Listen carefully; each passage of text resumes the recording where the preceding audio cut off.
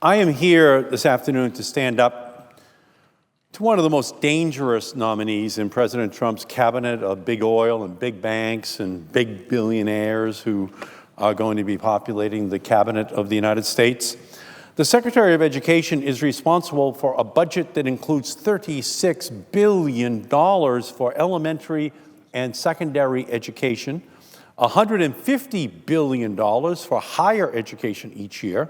And on top of that, the Secretary of Education is responsible for more than $1.2 trillion in outstanding federal loans. This nominee, Betsy Devos, would shape the policies and programs that affect more than 50 million students across our country.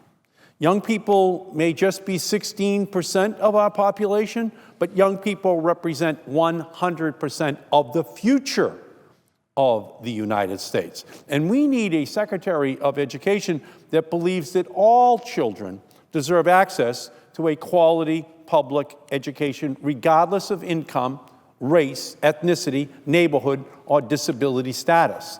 Betsy Devos does not share this commitment to equal opportunity, and she is unqualified to serve as Secretary of Education. Betsy Devos has a long and well-documented record of opposing public school systems. She has implemented school choice voucher programs. She has simultaneously expanded and deregulated charter schools.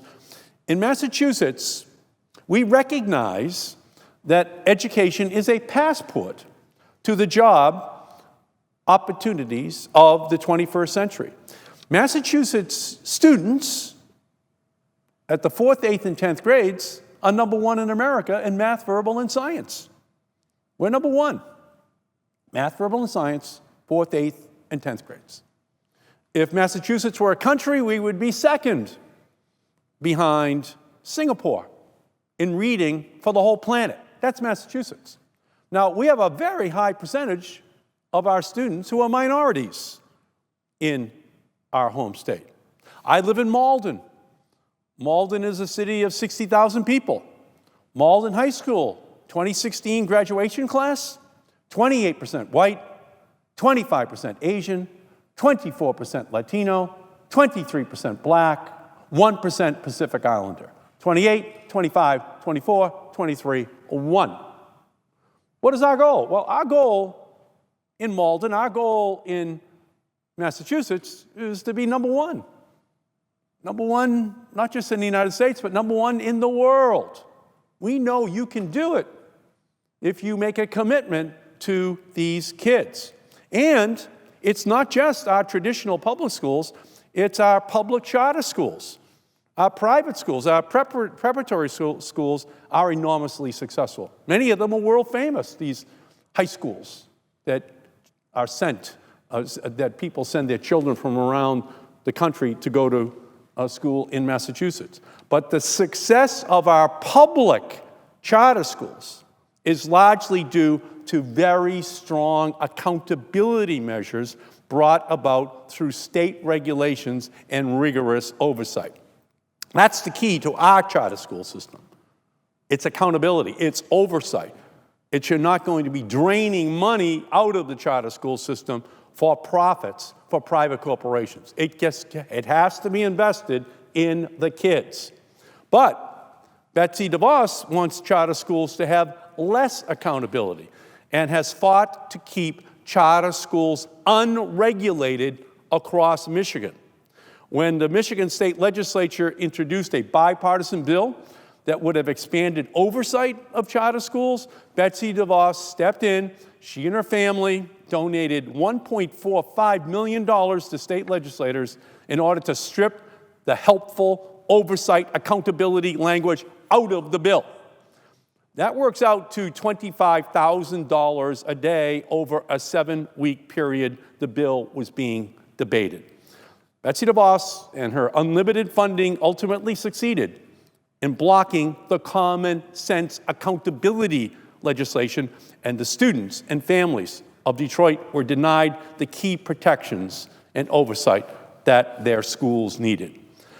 But Betsy DeVos's school choice priorities go beyond expanding and deregulating charter schools. She has pushed for voucher programs that would use taxpayer money, your money, to pay for a child's private school tuition. Under a national voucher system, the funding that would normally go to local school districts would instead be diverted away from public schools towards the for-profit private institutions. In addition to the private schools that benefit from a voucher system, 80% of the charter schools in Michigan are run by for-profit companies, a much higher percentage than any other state. And these companies are focused first and foremost on making money. We don't allow this to happen in Massachusetts. We have only one goal, and that is to be number one. That money must stay in the school system, especially if you're trying to educate a minority population, which is the future workforce of our country. That's key. They don't come from the traditional backgrounds in many circumstances. The Secretary of Education must fight for all children and families, not promote companies seeking to profit off the backs of our students. Not even Michigan, the state where DeVos and her family money have tried to exert the most influence over education policy, has implemented a statewide voucher system, despite spending $5.6 million on a campaign to promote school vouchers. The DeVos family failed to amend Michigan's state constitution.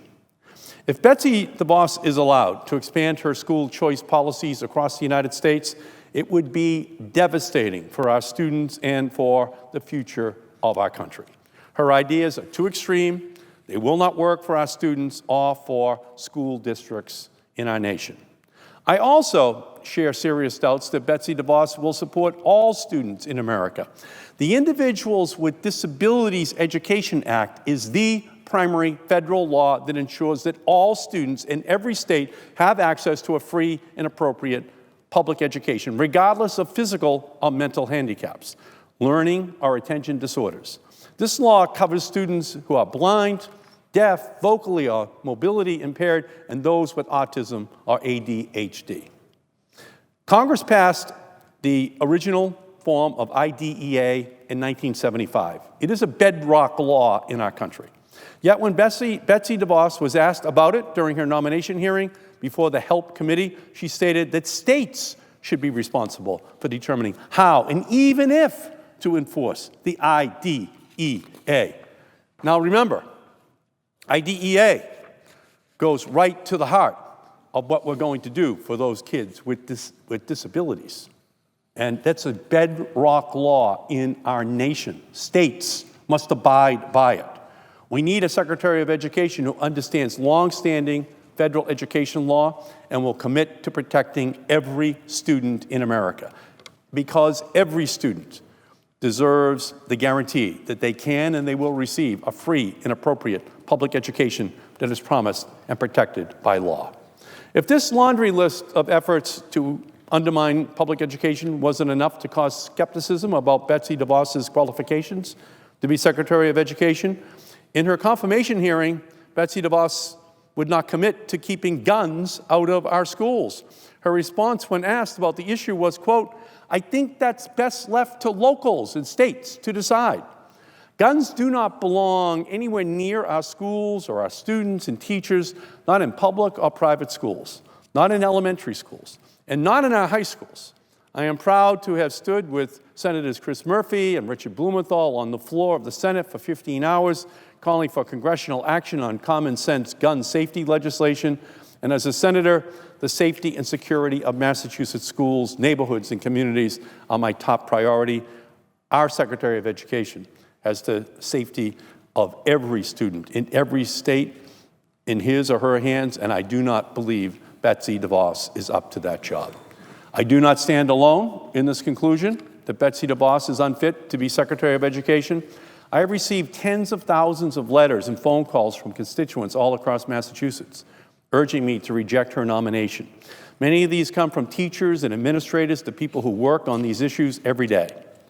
I have a letter here from Todd Simon Dinger, the principal of Rockport Elementary School in Rockport, Massachusetts, who wrote to me last week and said, quote, Senator Markey, as a strong supporter of public education, I ask that you oppose the confirmation of Betsy Devos as Secretary of Education. We must have a secretary who can commit to supporting every student in all public schools and provide leadership that will help our neighborhood schools succeed. Betsy DeVos's record in education and her performance at the recent confirmation hearing proved that she is the wrong candidate for the job. As a principal, I have spoken with teachers, parents, students, and community members who agree that America's future depends on a strong investment in our nation's public schools. The offices of so many of my colleagues who have spoken on the floor already have, like me, received these kinds of letters and messages literally on a minute-by-minute basis from our constituents. Their passion is born of a deep commitment to ensuring that the very best education for all of the children of the Commonwealth can only be provided if the standards for that education is high. And I commend them and I agree with their concerns. All children deserve that standard. And so from my perspective, you can't have a more fundamental issue before us, this privatization of the public school system in America, the voucherization of our public school system in America. There's a model. It's Massachusetts. We do it right now. We're #1 in the country. And we look over our shoulders at those who are behind us. But it's a standard that basically says we are going to invest in the public schools, in the charter schools. We're going to make sure that they have the highest possible standards. And that's a recipe for ensuring that every child, regardless of their nationality or their income, gets an education they need for a portable passport to a global economy for the rest of their lives. That has to be our goal.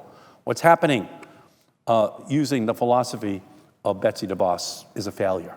It's a proven failure. We already see the results. What's happening in Massachusetts, what happens in implementing the standards of the laws that we already have on the books across our country, it points us in the correct direction. So with that, Mr. President, I urge a no vote on Betsy DeVos and her nomination as Secretary of the Education Department.